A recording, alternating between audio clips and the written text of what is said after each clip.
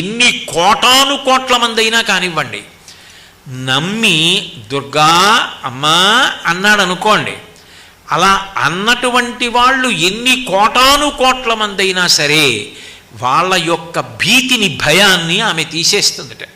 దుర్గే స్మృతౌ హరసి భీతి మశేష జంతో స్వశ్చై స్మృత మతిమతీవ శుభాం దదాసి. ఆయనకేం కష్టం లేదు, ఆయన సుఖంగా ఉన్నాడు, హాయిగా ఉన్నాడు.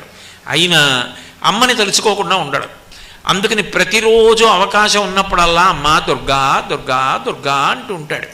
అప్పుడు ఏం చేస్తుందంటే మంచి బుద్ధినిస్తుందిట. ఆయన కీర్తివంతుడు కావడానికి ఆయన యందు అట్లా ఆలోచన దొంతరులుగా ఎన్నో మంచి శుభ సంకల్పములు చేయించి వాటిని కార్యములుగా మార్చగలిగిన దక్షతనిచ్చి ఇన్ని చేసిన వాడన్న కీర్తిని కట్టబెట్టి యశస్విని అవుతుందిట.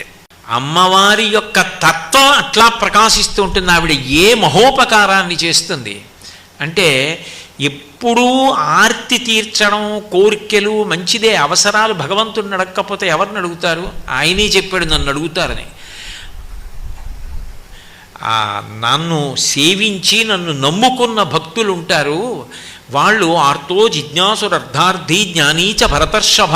ఆర్తి కలిగిన వాడు జిజ్ఞాసువు, జ్ఞాని, వీళ్ళందరూ ఎన్ని కోటాను కోట్ల మంది అయినా కానివ్వండి, నమ్మి దుర్గా అమ్మా అన్నాడు అనుకోండి, అలా అన్నటువంటి వాళ్ళు ఎన్ని కోటాను కోట్ల మంది అయినా సరే వాళ్ళ యొక్క భీతిని, భయాన్ని ఆమె తీసేస్తుందట.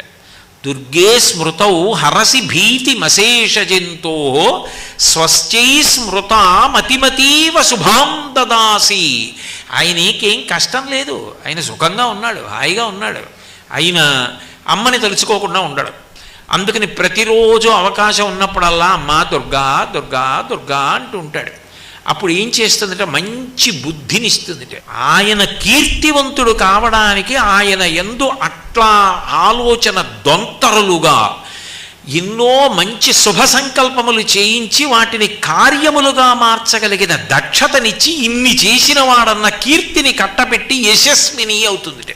అమ్మవారి యొక్క తత్వం అట్లా ప్రకాశిస్తూ ఉంటుంది. ఆవిడ ఏ మహోపకారాన్ని చేస్తుంది అంటే ఎప్పుడూ ఆర్తి తీర్చడం, కోరికలు మంచిదే, అవసరాలు భగవంతుడిని అడగకపోతే ఎవరిని అడుగుతారు? ఆయనే చెప్పాడు నన్ను అడుగుతారని. నన్ను సేవించి నన్ను నమ్ముకున్న భక్తులు ఉంటారు, వాళ్ళు ఆర్తో జిజ్ఞాసురర్ధార్థి జ్ఞానీచ భరతర్షభ. ఆర్తి కలిగిన వాడు జిజ్ఞాసువు, జ్ఞాని, వీళ్ళందరూ